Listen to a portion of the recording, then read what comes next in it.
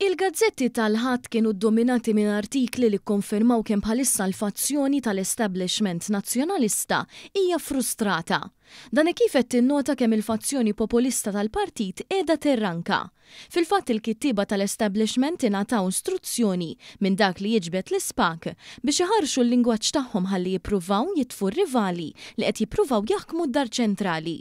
F'artiklu fuq is-Sunday Times, Manuel Delija, il-mażul ta' Ostingat, fetaħ attakk kontra l-innu Malti b'reazzjoni għall-inizjattiva li jkun hemm jum nazzjonali iddedikat għalih.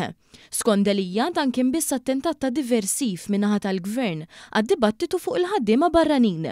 Il-portavoċe ta' Repubblika sostna li l-innu nazzjonali m'għandux ikun elevata huwa bbażat fuq lingwaġġ morali u Kristjan li m'għadux rilevanti għal pajjiżna. Fil-Malta Independent on Sunday kiteb sieħeb Delija, Kevin Kassar.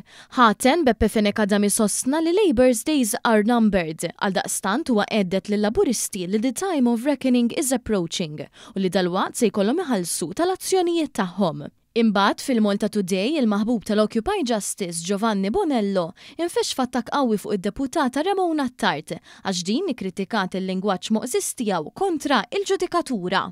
It-ton aħrax li ntuża f'dawn l-artikli huwa parti mill-istrateġija tal-establishment biex jidher aktar estremist mill-populisti tal-lemin estrem li qed jippruvaw jaħkmu d-dar ċentrali.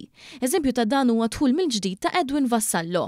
Fil-fatt f'intervista fl-illum l-eks deputat nazzjonalista tkellem fuq ir-ritorn tiegħu fil-partit u konferma li l-kap urih fiduċja għall-valuri tiegħu fuq il-familja. Ta' min ifakkar li Vassallo vota kontra d-divorzju, iż-żwieġ ugwali u liġi kontra l-vjolenza domestika. Skont lillum Vassallo se jservi tal-ewwel pass ta' Alex Borch lejn dawk tal-lemin estrem, fatt li qed idejjaq ħafna lill-establishment li ma jridx kompetituri fid-dar ċentrali.